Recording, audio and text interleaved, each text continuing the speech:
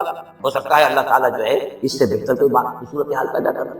لہذا اس معاملے کے اندر بھی کوئی زیادہ جازم ہو جانا نہیں چاہیے، بلکہ معاملات کو تفویض الامر الی اللہ، سپرتم بتو مایا خیسرا تو دانی حساب کم و بیشرا، تو اس طریقے سے انسان جو ہے اللہ تعالیٰ کے حوالے کیے رکھے۔ وَلَبِثُوا فِي كَهْفِهِمْ ثَلَاثَ مِائَةٍ سِنِينَ وَازْدَادُوا تِسْعًا، اور وہ رہے اپنی اس غار میں 300 برس اور اس کے اوپر 9 سال۔ اس کی تعبیر کیا ہے؟ شمسی حساب سے 300 برس، اور یہ 300 برس جو شمسی ہوتے ہیں جو سولر کیلنڈر کے، وہ قمری حساب سے 309 برس۔ اس حوالے سے یہ دونوں عدد بھی قل اللہ اعلم بما لبثوا، کہیے یہ بھی اللہ بہتر جانتا ہے کتنے عرصے رہے، اس میں بھی بحث میں پڑھنے کی ضرورت نہیں۔ لہو غیب السماوات والارض، اللہ تعالیٰ ہی کے اختیار میں ہے اور اللہ ہی کے علم میں ہے غیب کل کا کل آسمانوں اور زمین کا۔ اب صرف یہی واس میں کیا ہی عجیب اور اچھا ہے وہ دیکھنے والا، اور کیا ہی اچھا ہے وہ سننے والا۔ اس کی سماعت، اس کی بصارت کا تم کیا اندازہ کرو گے؟ ما لہ من دونہ من ولی، ان کا کوئی ساتھی اور پشت پناہ اور مددگار اور حمایتی نہیں ہے اس کے سوا۔ ولا یشرک فی حکمہ احدا، اور وہ اپنے حکم اور اختیار اور اپنی حاکمیت کے حق میں کسی کو شریک کرنے کو تیار نہیں۔ یہ جو توحید حاکمیت، اس کے بارے میں نوٹ کر لیجئے، سورہ یوسف میں ہم نے پڑھا ان الحکم الا للہ امر اللہ تعبدوا الا اياه ذلك الدین القیم۔ سورہ بنی اسرائیل کی آخری آیت میں آیا وَلَمْ يَكُنْ لَهُ شَرِيكٌ فِي الْمُلْكِ، بادشاہت میں اس کا کوئی شریک۔ یہاں فرمایا وَلَا يُشْرِكُ فِي حُكْمِهِ أَحَدًا، وہ اپنے حکم اور حاکمیت کے اختیار میں کسی کو شریک کرنے کے لیے تیار نہیں۔ وَاتْلُ مَا أُوحِيَ إِلَيْكَ مِن كِتَابِ رَبِّكَ، اور اے نبی تلاوت کیجئے جو آپ کی طرف وحی کی گئی ہے آپ کے رب کی کتاب میں سے۔ یعنی یہ جو سخت حالات ہیں جن سے آپ گزر رہے ہیں، دباؤ ہے آپ پر بہت شدید، اس میں آپ کے لیے سہارا کیا ہے؟ وَمَا صَبْرُكَ إِلَّا بِاللَّهِ، اور اللہ کے ساتھ اپنا قلبی تعلق اور ذہنی رشتہ قائم کرنے کے لیے سب سے مؤثر ذریعہ کیا ہے؟ اور قرآن مجید کی تلاوت۔ وَاتْلُ مَا أُوحِيَ إِلَيْكَ مِن كِتَابِ رَبِّكَ، جو بھی آپ کی طرف وحی کیا گیا ہے آپ کے رب کی کتاب میں سے، اس کی تلاوت کرتے رہا کیجئے۔ لَا مُبَدِّلَ لِكَلِمَاتِهِ، اس کی باتوں کو بدلنے والا کوئی نہیں۔ وَلَن تَجِدَ مِن دُونِهِ مُلْتَحَدًا، اور اس کے سوا آپ کو کہیں کوئی پناہ نہیں ملے۔ پناہ دینے والا بھی وہی، کوئی اور پناہ نہیں ہے۔ سختی کتنی دی جھیلیے، برداشت کیجیے، اس سختی کو آسان بنا سکتے ہیں اللہ کی کتاب کی تلاوت کریے اور کر کے سناتے رہیے اپنے ساتھیوں کو، اسی سے تمہارے اوپر یہ سختیاں جو ہیں ہلکی ہو جائیں گی، ان بھاری چیزوں کو برداشت کرنا آسان ہو جائے گا۔ لیکن جان لیجئے پناہ ملے گی تو اللہ کے دامن میں۔ لن تجد من دونہ ملتحدا واصبر نفسک مع الذین یدعون ربهم بالغداۃ والعشی، اور اپنے آپ کو روکے رکھیے اور صبر کیجیے ان لوگوں کے ساتھ جو اپنے رب کو پکارتے ہیں صبح و شام۔ یہ اگر کہ غرباء میں سے ہیں، یہ بلال ہے، یہ عبداللہ ابن ام مکتوم ہے، یہ نابینا ہے، یہ ابو فقی ہے، یہ غلام ہے، یہ عمار ہے، اور یہ اسی طریقے سے خباب ہے، لوہار ہے۔ یہ لوگ جو ہے آپ ان کو، ان کی اس رفاقت کو غنیمت سمجھیں۔ واصبر نفسک مع الذین یدعون ربهم بالغداۃ والعشی یریدون وجہہ، وہ اللہ کی رضا کے طالب ہیں، طلبگار ہیں، اللہ سے محبت کرنے والے ہیں۔ ولا تعد عیناک عنہم، اور دیکھیے آپ کی نگاہیں ان سے ہٹ کر ادھر نہ جائیں جن کے پاس دولت ہے۔ عنہم ترید زینت الحیات الدنیا، کہیں آپ کی نگاہ ادھر نہ جائے جہاں زیبائش ہے، آرائش ہے، دنیا کی چمک دھمک ہے، دولت ہے، آپ ولید بن مغیرہ کی طرف سے متوجہ ہوں اور عبداللہ ابن ام مکتوم کی جانب نہ ہو، معاذ اللہ ایسا نہیں۔ یہ بالکل وہی بات ہے جو عبداللہ ہجر میں بھی پڑھ چکے ہیں۔ ولا تمدن عینیک الی ما متعنا به ازواجا منهم زہرۃ الحیات الدنیا، یہ جو بھی ہم نے ان کو دے رکھا ہے دنیا کا ساز و سامان، چمک دمک، اس کی طرف آپ کی نگاہیں نہ اٹھیں۔ ولا تعد عیناک عنہم، آپ کی نگاہیں ان سے ہٹ کر، انہیں نظر انداز کر کے ان لوگوں کی طرف نہ متوجہ ہو جائے۔ ترید زینت الحیات الدنیا، تو کیا آپ کی دنیا کی، کہ لوگوں کو یہ گمان ہونے لگے، شک ہو جائے کہ آپ کی نگاہ سے بھی دنیا کی زینت کا جو ہے بہت اس کی اہمیت ہے۔ ولا تطع من اغفلنا قلبه عن ذکرنا، اور مت بات مانیے اس کی جس کے دل کو ہم نے اپنی یاد سے غافل کر دیا ہے۔ واتبع هواه، اور جو اپنی خواہش نفس کی پیروی کر رہا ہے۔ وکان امره فرطا، اور اس کا کام جو ہے وہ اعتدال سے بہت ادھر ادھر ہو گیا۔ وقل الحق من ربكم فمن شاء فليؤمن ومن شاء فليكفر انا اعتدنا للظالمين نارا احاط بهم سرادقها صدق اللہ العظیم۔ اور پڑھا کرو اس میں سے کہ جو وحی کیا گیا ہے آپ کی جانب آپ کے رب کی کتاب میں سے، اس کی باتوں کا بدلنے والا کوئی نہیں، اور نہیں پاؤ گے تم اپنے لیے اس کے سوا کوئی اور جائے پناہ۔ تھامے رکھو، روکے رکھو اپنے آپ کو ان لوگوں کے ساتھ جو پکارتے ہیں اپنے رب کو صبح و شام اور چاہتے ہیں اس کی رضا، طالب ہیں اس کے روئے انور کے، اور نہ دوڑیں آپ کی نگاہیں ان سے ہٹ کر آپ کہ دنیا کو یہ محسوس ہو، یہ مغالطہ ہو کہ ترید و زینت الحیات الدنیا۔ یہ ذرا مشکل مقام ہے قرآن مجید کا کہ بظاہر تو الفاظ یہ ہیں کہ آپ کی نگاہیں دنیا کی زیبائش اور آرائش کی تلاش میں ان فقراء اور غرباء سے ہٹ کر عمراء کی طرف نہ اٹھے، لیکن ظاہر بات ہے کہ حضور صلی اللہ علیہ وسلم کی یہ شان نہیں تھی، لہذا اس میں جو بات سمجھ میں آتی ہے وہ یہ ہے کہ ایسا نہ ہو کہ آپ کے التفات کی وجہ سے دنیا یہ محسوس کرے کہ ان کی نگاہ میں بھی وقت اور اہمیت جو ہے وہ دنیاوی مال و دولت اور اسباب کی ہے۔ کسی داعی حق کے لیے یہ معاملہ بہت ہی نازک ہوتا ہے کہ ایک طرف جو حالات و واقعات ہیں اس کے اعتبار سے، جو حقائق ہیں اس کے اعتبار سے، معاشرے کے جو اونچے طبقات ہوتے ہیں جو وہاں سرداری یا کسی اور طرح کی سربراہی کے منصب پر فائز ہوں یا ان کے پاس فراوانی ہو دولت کی، اب ظاہر بات ہے کہ ان کا ایک اثر و رسوخ ہوتا ہے معاشرے میں۔ ان میں سے کوئی ایک شخص ایمان لے آئے تو وہ بہت سے لوگوں کے برابر ہو جائے گا، جیسے حضرت عمر رضی اللہ اور ابو جہل کو حضور نے دونوں کو پیش کیا اللہ کے سامنے کہ اللہ ان میں سے ایک کو ضرور میری جھولی میں ڈال دیں۔ ظاہر بات ہے کہ اس سے اسلام کو تقویت حاصل ہے، اور اس سے یہ ہے کہ جن مسلمانوں پر کا قافیہ تنگ ہوا ہے، جن کو ستایا جا رہا ہے، اگر کوئی بڑا آدمی ایمان لے آئے گا تو ان کو بھی سہارا ملے گا، جیسے کہ حضرت عمر اور حضرت حمزہ کے ایمان لانے کے بعد جو غرباء تھے، فقراء تھے اور جو غلام تھے انہیں ستایا جا رہا تھا، انہیں کچھ ریلیف ملا۔ اس حوالے سے ایک طرف تو اس کی ضرورت ہوتی ہے کہ ان کی طرف توجہ کی جائے، التفات رکھا جائے، تاکہ اگر وہ ایمان لے آئے تو اس سے ایمان کو بھی تقویت ہو، اسلام کو تقویت ہو، مسلمانوں کو بھی فائدہ پہنچے۔ دوسری طرف یہ اندیشہ ہوتا ہے کہ غرباء کا دل نہ دکھے، تیسری طرف یہ کہ لوگ یہ نہ سمجھیں کہ یہ بھی زیادہ جو ہے مدارات کرتے ہیں اور زیادہ التفات کرتے ہیں عمراء کی طرف، اہم لوگوں کی طرف، گویا کہ ان کی نگاہوں میں بھی دنیا کی انہی چیزوں کی وقت ہے، انہی چیزوں کی اہمیت ہے۔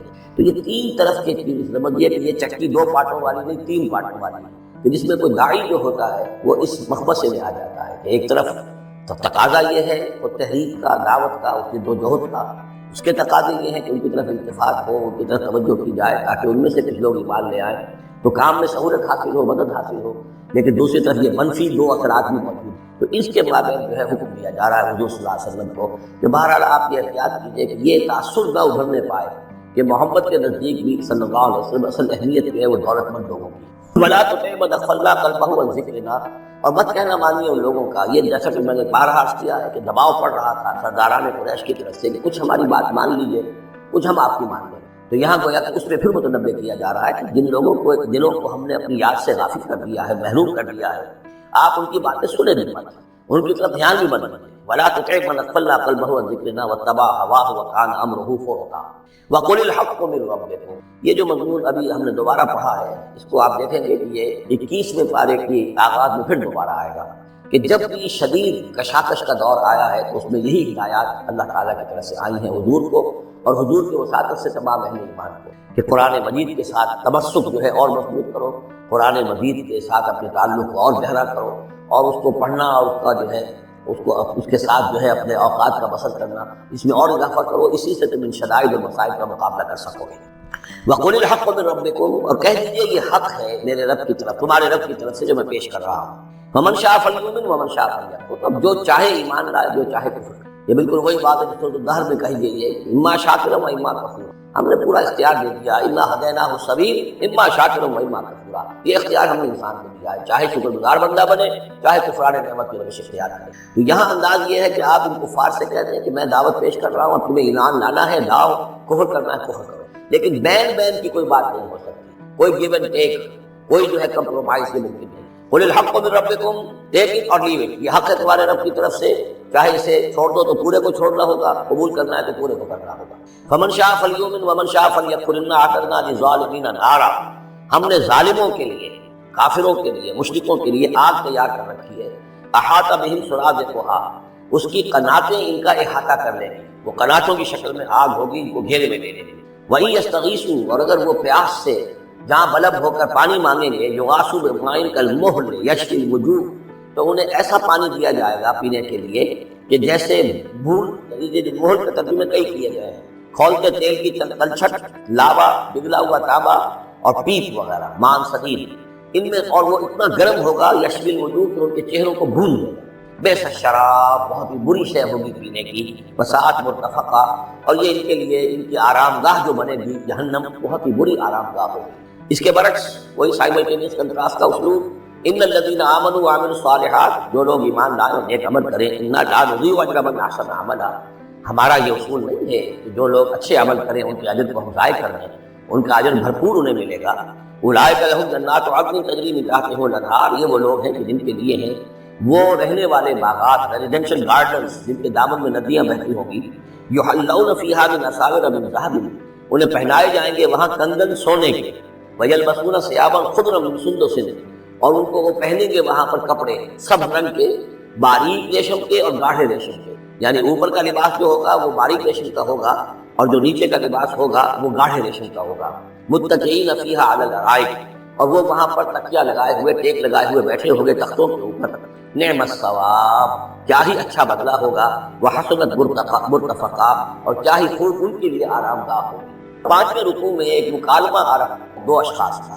ایک شخص وہ ہے کہ جس کو اللہ نے دنیاوی نعمتیں جو بھی اس دور کی تھیں بھرپور دی ہیں، مادی وسائل بھرپور دے رکھے ہیں، اور وہ اس قدر اس کا معاملہ ٹھیک چل رہا ہے کہ ہوتے ہوتے اس کی نگاہ اب اللہ کی طرف سے ہٹ کر ان مادی اسباب و وسائل ہی پر جم گئی ہے، اس کا توکل اور اعتماد اسی پر قائم ہو گیا۔ ایک دوسرا شخص دنیاوی اعتبار سے مرفع الحال نہیں ہے، اس کے پاس دولت نہیں ہے، دنیاوی چیزیں نہیں ہیں، لیکن وہ اللہ تعالیٰ کی معرفت اسے حاصل ہے۔ وہ اس دولت مند آدمی کو بھی نصیحت کرتا ہے کہ تم اللہ کو بھول گئے ہو، تمہیں چاہیے کہ ہم تمام چیزوں کے اوپر جو بھی اللہ نے تمہیں دی ہے اس کا شکر ادا کرو، اس کا حق ادا کرو۔ لیکن اس نے اپنے گھمنڈ میں آ کر اسے بہت تلخ جواب دیا، میرے پاس یہ سب کچھ ہے، تو گویا کہ میں اللہ تعالیٰ کا لاڈلا ہوں، چہیتا ہوں، تم جوتیاں پٹخار رہے ہو، تمہارے پاس کچھ نہیں ہے، تمہاری کوئی حیثیت نہیں ہے، تمہاری حیثیت ہی نہیں کہ مجھے تم واقع بھی کہو۔ لیکن یہ کہ اس پر پھر جو ان کے درمیان معاملہ ہوا تو انہوں نے کہا اس شخص نے کہ ہو سکتا ہے کہ اللہ تعالیٰ تمہارے سارے دولت کو اور مال و اسباب کو ضائع کر دے، لیکن یہ کہ اس نے کہا کیسے ہو سکتا ہے، میں نے سارا بندوبست ٹھیک کیا ہوا ہے۔ بہرحال نتیجہ یہ نکلا کہ اللہ تعالیٰ نے اس کی پوری دولت کو ایک طریقے سے ضائع کر دیا، اور پھر وہ اپنے ہتھیلیاں ملتا رہ گیا، کفِ افسوس ملتا رہ گیا، اور اس نے کہا ہائے کاش کہ میں نے اپنے رب کے ساتھ شرک نہ کیا۔ حالانکہ اس پورے رکوع میں کہیں کسی دیوی کا، دیوتا کا، کسی اور الہہ کا پھل نہیں۔ تو اس رکوع میں سمجھنے کی بات یہ ہے کہ ایک شرک ہے مادہ پرستی کا شرک، مادی اسباب و وسائل پر اتنا تکیہ ہو جائے، اتنا توکل ہو جائے، اتنا اعتماد ہو جائے کہ پھر اللہ تعالیٰ کو انسان بھول جائے، مسبب الاسباب پر سے نگاہ ہٹ جائے اور وہ سمجھے کہ سارا اعتماد و توکل میرا ان مادی اسباب و وسائل پر ہے۔ تو یہاں گویا کہ اس نے ان مادی وسائل و اسباب ہی کو اپنا معبود بنا۔ یہ شرک ہے جو اس دور کا سب سے بڑا شرک ہے۔ اس دور میں بت پرستی کا شرک بہت کم رہ گیا ہے، اب ستارہ پرستی کا شرک کہاں رہ گیا ہے؟ کون لوگ ہیں جو ستاروں کو پوجتے ہیں؟ اب تو انسان سمجھتا ہے ستاروں تک تو ہم پہنچ ہی جائیں گے، ہمارا علم تو پہنچ ہی چکا ہے، چاند تک ہم اتر آئے ہیں، چاند کو کون پوجے گا؟ یہ جو اب ساری جو ہے اب جو پوجا پاٹ ہو رہی ہے وہ تو مادہ پرستی کی ہے، وہ دولت کی ہے، وہ در حقیقت یا وہ نظریاتی طور پر وطن پرستی ہے، اس کا ایک شرک ہے۔ تو یہ اس دور کے شرک کو سمجھنا بہت ضروری ہے، اور یہ رکوع اس اعتبار سے کہ اس میں کسی دیوی دیوتا کا ذکر نہیں ہے۔ تو شرک کون سا کیا اس نے؟ وہ شرک یہی ہے کہ اس نے دنیاوی مال و اسباب اور مادی اسباب و ذرائع کے اوپر اپنے سارے توکل کو جو ہے اس کے ساتھ منسلک کر دیا، یہی گویا کہ اس کو معبود بنا لیتا ہے۔ وَاضْرِبْ لَهُم مَثَلًا رَجُلَيْنِ، ان کے لیے بیان کیجیے دو اشخاص کی مثال۔ جَعَلْنَا لِأَحَدِهِمَا جَنَّتَيْنِ مِنْ أَعْنَابٍ، ان میں سے ایک کو ہم نے دیے تھے دو باغ انگوروں کے، وَحَفَفْنَاهُمَا بِنَخْلٍ، اور ان دونوں کو گھیرے میں لیا ہوا تھا کھجوروں کے درختوں نے۔ اب دیکھیے کہ انگوروں کی بیلیں ہیں، اور چونکہ ادھر ادھر سے ہوا تیز نہ آئے تو کھجوروں کے جھنڈ جو ہے وہ چاروں طرف لگے ہوئے ہیں، تاکہ ان کے مابین جو اس کے انگوروں کی بیلیں ہیں وہ بڑی محفوظ ہیں۔ وَجَعَلْنَا بَيْنَهُمَا زَرْعًا، ان کے درمیان کھیتی بھی تھی، یعنی یہ کہ اناج کا سامان بھی ہے اور انگوروں کی بیلیں بھی ہیں، اور یہ کہ کھجوروں کی طرف بھی۔ کلتا الجنتین آتت اکلھا، وہ دونوں باغات اپنا پھل دیتے تھے، ولم تظلم منہ شیئا، سال بسال پھل آ رہا ہے، سال ہر سال ہو گئے، ہر سال پھل آ رہا ہے، اس میں کوئی کمی نہیں کرتے۔ جب یہ چیز چلتی رہتی ہے تو آدمی کا خود بخود ایک توکل جو ہے وہ اس چیز کے ساتھ وابستہ ہو جائے، وہ بھول جاتا ہے کہ اس کی اللہ تعالیٰ کے فضل و کرم سے ہے یا اللہ کے اذن سے ہے، بلکہ یہ کہ وہ انہی چیزوں کو سمجھ بیٹھتا ہے کہ یہ دائم ہے اور قائم ہے۔ وَفَجَّرْنَا خِلَالَهُمَا نَهْرًا، اور ہم نے ان کے مابین ایک نہر بھی نکال دی تھی، آبپاشی کا بھی پورا نظام موجود ہے۔ وَكَانَ لَهُ ثَمَرٌ، اور اس کے میوے بھی تھے، یعنی یہ بھی تھا کہ باغ جو ہے پھلا ہوا اس وقت، انگور بھی ہیں اور کھجور بھی جو ہے درخت جو ہے لدے ہوئے ہیں۔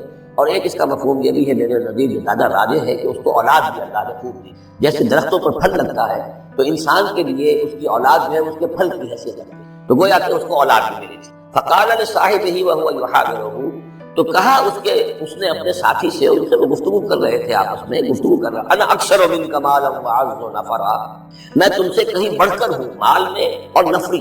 اب یہ نفری کے حوالے سے میں نے کہا لہو ثمر، اس کے بیٹے بھی تھے، اولاد بھی تھی، تو اس کے حوالے سے وہ نفری کی بات بھی کر رہا ہے، میرے بازو بھی بہت ہیں۔ ودخل جنتہ، اور وہ داخل ہوا اپنے باغ میں، وہو ظالم لنفسہ، اور وہ اپنے جان پر ظلم کر رہا تھا، یعنی اسی گمراہی کے اندر مبتلا تھا۔ قال ما اظن ان تبید هذه ابدا، انہوں نے کہا میں نہیں سمجھتا کہ یہ باغ بھی کبھی اجڑ سکتا ہے۔ کیا مجھے دھمکا رہے ہو کہ اللہ تعالیٰ جو ہے کہیں تم میری یہ دولت سلب نہ کر لے؟ دیکھو میں نے کھجوریں کس حساب سے یہاں پر لگائی ہیں کہ کوئی اگر آئے بھی، کوئی باد سرسر آئے یا کوئی اور بھی ہوا کا تیز لو کے جھونکے آئے تو وہ میری انگوروں کے بیلوں تک نہ پہنچے۔ یہ گویا کہ سینٹینلز کھڑے ہوئے ہیں، کھجور کے درخت جو ہیں وہ روک رہے ہیں۔ پھر میں نے یہاں پہ آبپاشی کا نظام ہے، نہر چلی ہوئی ہے۔ ما اظن ان تبید هذه ابدا، میں نہیں سمجھتا کہ میرا یہ باغ جو ہے کبھی ایک برباد بھی ہو سکتا ہے۔ وما اظن الساعة قائمة، اور یہ جو تم قیامت وغیرہ کی بات کر رہے ہو، اول تو میرا گمان نہیں ہے کہ کوئی قیامت کھڑی ہونے والی ہے۔ وما اظن الساعة قائمة، میں نہیں سمجھتا کہ یہ قیامت ہونے والی ہے۔ ہاں ڈھکوسلے سے ہیں، کوئی بڑوں سے سنا تو ہے، اور یہ کہ وَلَئِن رُدِدتُّ إِلَىٰ رَبِّي، اگر مجھے لوٹا ہی دیا گیا اپنے رب کے پاس، لَأَجِدَنَّ خَيْرًا مِنْهَا مُنْقَلَبًا، تو مجھے وہاں لازماً ملے گا بہت بہتر لوٹ کر۔ اب اس کے اندر ایک فلسفہ ہے ان کا کہ جب اللہ نے مجھے یہاں دیا، اللہ کے وہ منکر نہیں تھے، اللہ نے مجھے یہاں دیا ہے تو اس کا مطلب یہ کہ میں چہیتا ہوں، لاڈلا ہوں، یا اللہ نے مجھے کی صلاحیتیں دی ہیں، میں نے بڑی عمدہ پلاننگ کر کے باغ بنائے ہیں، سارا اس کا بندوبست کیا ہے، تو یہ میری جو صلاحیت ہے، یہ اللہ کی دی ہوئی جو میرے اندر ہے، یہ جو خیر ہے، یہ کہاں چلا جائے گا؟ آخرت میں بھی مجھے پھر ملے گا اور اس سے بہتر ملے گا، اور تم جیسے یہاں جو کیا پٹخار رہے ہو ایسے وہاں پٹخار رہو۔ وَلَئِن رُدِدتُّ إِلَىٰ رَبِّي، اگر بالفرض ہو ہی گیا ایسا، لوٹا ہی دیا گیا میں اپنے رب کی طرف، لَأَجِدَنَّ خَيْرًا مِنْهَا مُنْقَلَبًا، تو اس سے بھی بہتر مجھے وہاں پر ملے گا۔ قَالَ لَهُ صَاحِبُهُ، اب اس اللہ کے بندے نے جو نیک بندہ تھا کہا اس سے، اس کے ساتھی نے، وَهُوَ يُحَاوِرُهُ، اور ان سے گفتگو کر رہا تھا، أَكَفَرْتَ بِالَّذِي خَلَقَكَ مِنْ تُرَابٍ، کیا تو نے کفر کیا اس ہستی کا جس نے تجھے مٹی سے بنایا، ثم من نطفہ، پھر پانی کی گندے پانی کی بوند سے بنایا، ثم سواک رجلا، پھر تجھے ایک پورا انسان بنا کر کھڑا کر دیا۔ اب یہاں اور یہ کفر کون سا کیا؟ یعنی یہ کہ وہ رب مان رہا ہے اللہ کو، اور رب کے ساتھ انہیں کسی اور کا ذکر نہیں کیا ہے۔ مطلب یہ کہ آخرت کا انکار در حقیقت اللہ کا انکار ہے۔ اگر تم آخرت کے بارے میں جو کہہ رہے ہو کہ نہیں میں نہیں سمجھتا کہ یہ کوئی ہونے والی بات ہے، تو چاہے تم اللہ کو اقرار کر رہے ہو، لیکن حقیقت میں اگر آخرت کو نہیں مانتے تو گویا کہ اللہ کا انکار۔ لیکن هو اللہ ربی، لیکن جہاں تک میرا معاملہ ہے، میں نے تو اللہ کو اپنا رب مانا ہوا ہے، وہی میرا مالک ہے، آقا ہے، ولا اشرک بربی احدا، اور میں اپنے رب کے ساتھ کسی کو شریک نہیں ٹھہراتا۔ ولولا اذ دخلت جنتک قلت ما شاء اللہ، اور کیوں نہ ایسا ہوا کہ اللہ کے بندے جب تو اپنے باغ میں داخل ہوا، تو نے باغ دیکھا پھلا ہوا ہے، ہرا بھرا ہے، ہر طرف منظر جو ہے بڑا دل خوشگل منظر ہے، تو کہتا ما شاء اللہ۔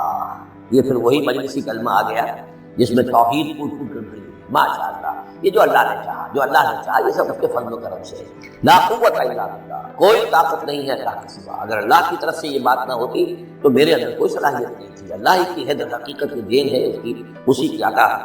ان ترنی انا اقل منک مالا و ولدا، اگر تم دیکھ رہے ہو کہ میں تم سے کم ہوں مال میں بھی اور اولاد میں بھی، فعسى ربی ان یؤتینی خیرا من جنتک، تو مجھے تو میں اپنے رب کے بارے میں یہ یقین ہے کہ وہ جب چاہے مجھے تیرے باغ سے بہتر باغ دے سکتا ہے، وَيُرْسِلَ عَلَيْهَا حُسْبَانًا، اور تیرے باغ کے اوپر وہ کوئی اوپر سے کوئی لو کا جھونکا ایسا بھیج سکتا ہے، من السماء، آسمان سے، فَتُصْبِحَ صَعِيدًا زَلَقًا، یہ پورا باغ جو ہے یہ جو ایک ایسا چٹیل میدان ہو کر رہ جائے کہ یہاں کوئی درخت رہے نہ بیلے رہے، معلوم ہوا کہ ہر چیز جب آنکھ کھلی گل کی تو موسم تھا خزاں کا، یہ ہو سکتا ہے، ممکن ہے۔ اور یصبح ماؤہا غورا، یا اللہ آسمان سے کوئی ایسی نہ بھی بھیجے کوئی بلا، تو اس کا پانی ہی جو تمہارا یہ جو چشمہ چل رہا ہے، وہ پانی ہی اگر زمین کے اندر گہرا اتر جائے، چشمہ خشک ہو جائے، فلن تستطيع له طلبا، اور پھر تم پانی کہیں سے لا نہ سکے تو یہ باغ خود اٹر جائے گا۔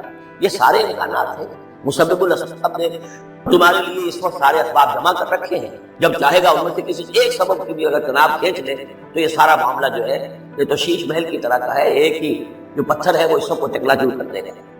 وَأُحِيطَ بِثَمَرِهِ، معلوم ہوتا جو بہت ہی کوئی اللہ کا پہنچا ہوا شخص تھا، جو اللہ کا دوست تھا، اور اس کا دل دکھایا اس شخص نے، جس کو تانا دیا اسے انا خیر منک، انا اکثر منک مالا و ولدا، اس حوالے سے اس کا دل دکھا ہے۔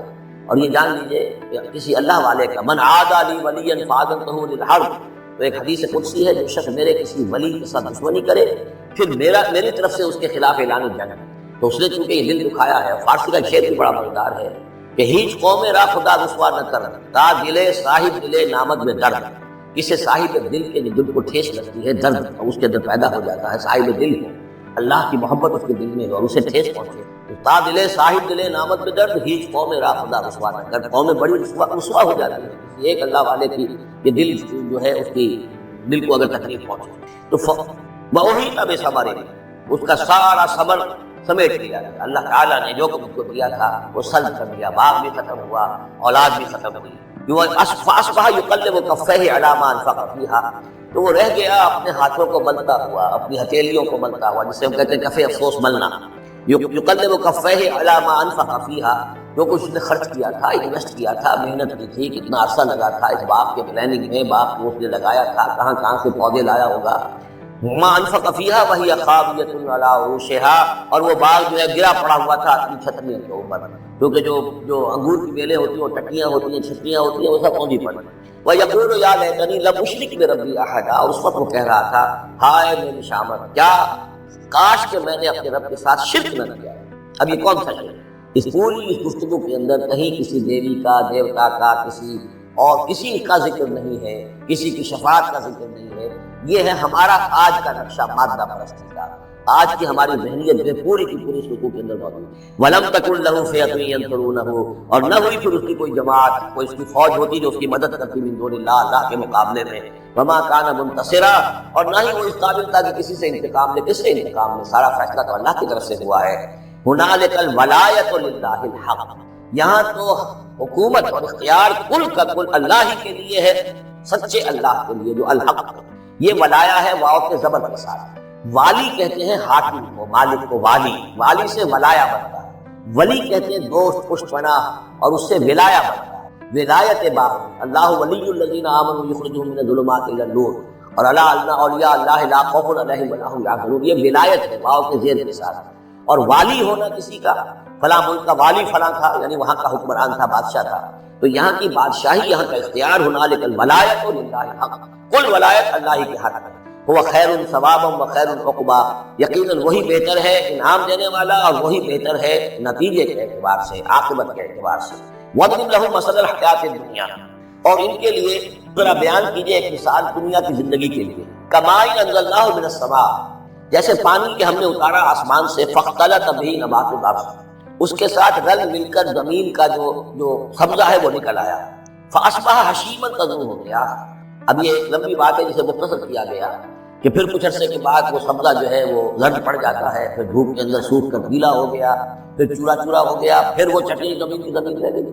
تو زندگی کا یہ سمجھیے کہ جیسے فصل لے لیجیے، کھیت کے اندر آپ نے بیج ڈالے ہیں، ہل چلایا ہے، پانی دیا ہے، اب فصل ہے، لہرا رہی ہے، ہریاول ہے، بڑا دل خوش کن منظر ہے.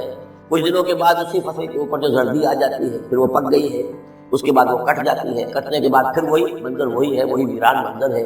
اور کہیں کہیں جو ہے وہ جو بھی توڑی کے تنکے کے پڑے ہوئے اللہ تعالیٰ. یہ جو سائیکل ہے، یہ پلانٹ لائف کی سائیکل ہے، 3 مہینے کی ہے، 4 کی ہے، 6 کی ہے، 7 کی ہے، یہی. لیکن یہی سائیکل ایک بڑے پیمانے پر انسانی زندگی کی. ایک بچہ پیدا ہوا، اس وقت جو ہے بڑی خوشیاں منائی گئی، پھر وہ بڑا جوان ہوا، قوی ہوا، طاقت والا ہوا، پھر اس کے اوپر ادھیڑ ابھر آ گئی، بال میں سفیدی آ گئی، چہرے پر جو ہے وہ جھریاں پڑنی شروع ہوئی. اس کے بعد پھر اس پر موت وارد ہوئی، پھر اسے قبر میں اتار دیا گیا، وہ مٹی سے تھا اور مٹی میں جا کر مل گیا. ایک ہی سپین ایک چل رہا ہے، سائیکل چل رہا ہے. یہ انسانی زندگی کا سائیکل ہے، اور یہ جو نباتاتی زندگی کا سائیکل ہے، فرق اس میں کچھ نہیں ہے. اوپر سے پانی آیا اور زمین کا سبزہ نکل آیا، اوپر سے روح آئی ہے اور ہمارے یہ اجساد اس زمین سے نکلے. ان دونوں نے مل کر ہمیں اس حیات دنیاوی کی ایک شکل دی. روح اوپر سے آئی ہے، زمینی شے نہیں ہے.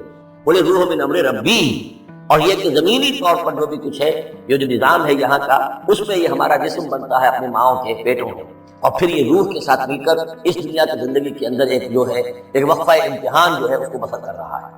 وَاضْرِبْ لَهُم مَثَلًا الْحَيَاةِ الدُّنْيَا، ان کے لیے دنیا کی زندگی کی مثال بھی بیان کیجیے. كَمَاءٍ أَنزَلْنَاهُ مِنَ السَّمَاءِ، جیسے کہ پانی جو ہم نے اتارا آسمان سے، فَاخْتَلَطَ بِهِ نَبَاتُ الْأَرْضِ، تو پھر اس کے ساتھ سبزہ جو ہے زمین کا رل مل کر نکل آیا. فَأَصْبَحَ هَشِيمًا، پھر وہ ہو گیا چورا چورا، تَذْرُوهُ الرِّيَاحُ، کہ جنہیں ہوائیں لیے اڑتی ہیں، اڑتی پھر رہی ہیں. وَكَانَ اللَّهُ عَلَىٰ كُلِّ شَيْءٍ مُقْتَدِرًا، اور یہ اللہ تعالیٰ جو ہے ہر شے پر قادر ہے. اس کے لیے جیسے یہ سائیکل چل رہا ہے تمہارا نباتاتی، ایسے ہی حیواناتی ہے، ایسا ہی تمہارا انسانی زندگی کا ہے. المال والبنون زینت الحیات الدنیا، یہ زینت کا لفظ تیسری مرتبہ سورت میں آیا ہے، اور یہ اس کا عمود ہے، میں بتا چکا ہوں آپ. انا جعلنا ما علی الارض زینۃ لها لنبلوہم ایہم احسن عملا، پھر آیا ترید و زینت الحیات دنیا، اے نبی دیکھیے کہ ان لوگوں کو گمان نہ ہو کہ محمد بھی دنیا کی زندگی کی زیبائش اور آرائش ہی پر رجھے ہوئے ہیں، معاذ اللہ صلی اللہ علیہ وسلم۔ اب یہاں فرمایا یہ دنیا کی زندگی جو تمہاری ہے اس میں اولاد اور مال یہ تمہارے لیے زیبائش ہے، آرائش ہے، لیکن کتنی دیر کی؟ صرف اس زندگی کا معاملہ ہے، اسی کے لیے یہ ساز و سامان ہے جو برت لو گے، یہ رشتے جو ہیں یہ بھی یہیں کے لیے ہیں، آخر میں تو ظاہر بات ہے کہ پھر جو ہے تمہیں اکیلے جا کر پیش ہونا اللہ کی عدالت میں، نہ کوئی باپ تمہارا ساتھ دے گا، نہ کوئی بیوی ساتھ دے گی، نہ کوئی بیٹا ساتھ دے گا، کلہم آتی ہے یوم القیامت فردا۔ اگلی سورۃ جو ہے سورہ مریم، اس کے اندر یہ بات آ رہی ہے، اکیلے اکیلے جو ہے پھر وہ اپنا پورا محاسبہ جو ہے فیس کرنا ہے۔ المال والبنون زینت الحیات الدنیا، مال اور بیٹے یہ دنیا کی زندگی کی رونق ہے، والباقیات الصالحات باقی رہنے والی تو نیکیاں ہیں، نیکی کوئی کمائی ہے اس 30 سال میں، 40 سال میں، 50 سال میں، تو ان کے لیے بقا ہے، مال کے لیے کوئی بقا نہیں۔ الباقیات الصالحات خیر عند ربک ثواب، رب کا ثواب و خیر عملا، وہ یقیناً بہتر ہے تیرے رب کے نزدیک ثواب کے اعتبار سے، بدلے کے اعتبار سے بھی، اور توقع اور امید کے اعتبار سے۔ امید اگر کوئی لگانی ہے تو یہ مال اسباب سے نہ لگاؤ، امید اگر لگانی ہے تو اولاد سے نہ لگاؤ، امید لگانی ہے تو کوئی نیکی اگر ہے اور آخرت میں قالیہ ثواب کی توقع ہے تو تمہارے لیے سہارا جو ہے اصل بننا چاہیے۔ وَيَوْمَ نُسَيِّرُ الْجِبَالَ، اب یہ قیامت کا نقشہ کھینچا جا رہا ہے، اور جس دن کے ہم چلائیں گے پہاڑوں کو، وَتَرَى الْأَرْضَ بَارِزَةً، اور تم دیکھو گے کہ زمین بالکل ننگی ہو گئی ہے، کوئی اونچائی نہیں رہی، کوئی نچائی نہیں رہی، کوئی اونچ نہیں، کوئی ٹیڑھ نہیں، کچھ نہیں، سیدھی چٹی۔ پہاڑ چل جائیں گے تو آئی بات ہے کہ یہ اونچائیاں ختم ہو جائیں گی۔ وَحَشَرْنَاهُمْ، اور ہم ان سب کو جمع کریں گے، وَلَمْ نُغَادِرْ مِنْهُمْ أَحَدًا، اور ان میں سے ایک کو نہیں چھوڑیں گے، کوئی بھی نسل انسانی کا جو حضرت آدم سے لے کر اور قیامت کے آخری ساعت تک جو لوگ بھی پیدا ہوں گے سب کے سب بنیں گے۔ وَعُرِضُوا عَلَىٰ رَبِّكَ صَفًّا، اور پیش کیے جائیں گے اپنے رب کے سامنے صفیں باندھے ہوئے۔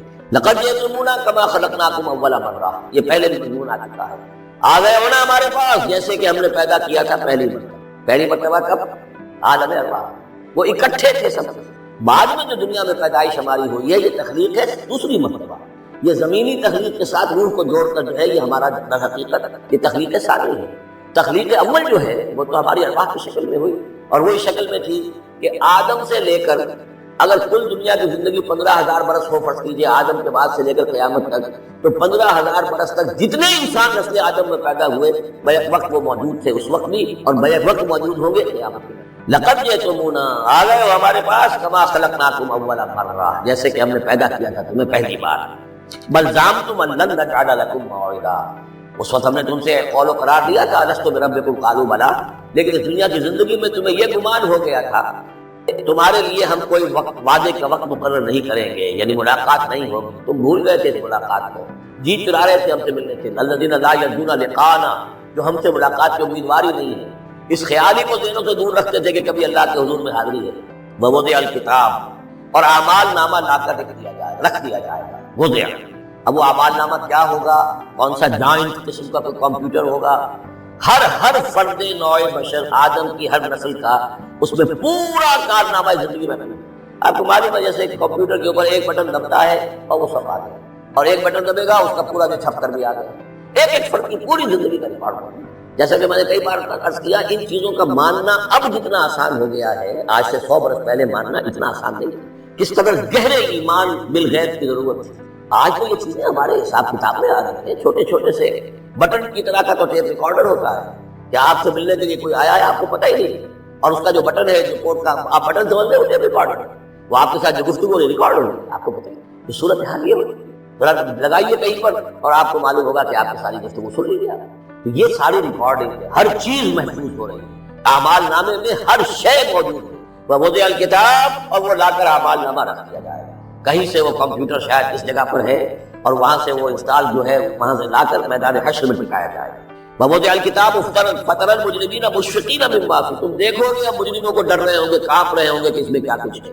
ویقولون، اور وہ کہتے ہوں گے یا ویلتنا، ہائے ہماری شامت، ما لہذا الکتاب، یہ کیسا اعمال نامہ ہے، لا یغادر صغیرۃ ولا کبیرۃ، اس نے تو کسی چھوٹی سی چھوٹی بات کو نہیں چھوڑا، نہ کسی بڑی بات کو چھوڑا، الا احصاها، مگر یہ کہ اس کو محفوظ رکھا ہوا، اس نے تو مائنیوٹس ڈیٹیلز کو بھی اومٹ نہیں کیا۔ کیسا یہ عمل، ما لہذا الکتاب لا یغادر صغیرۃ ولا کبیرۃ الا احصاها ووجدوا ما عملوا حاضرا، ما عملوا، اور وہ پائیں گے جو بھی عمل انہوں نے کیا ہوگا اسے موجود۔ ولا یظلم ربک احدا، تیرا رب کسی پر ظلم نہیں کرے۔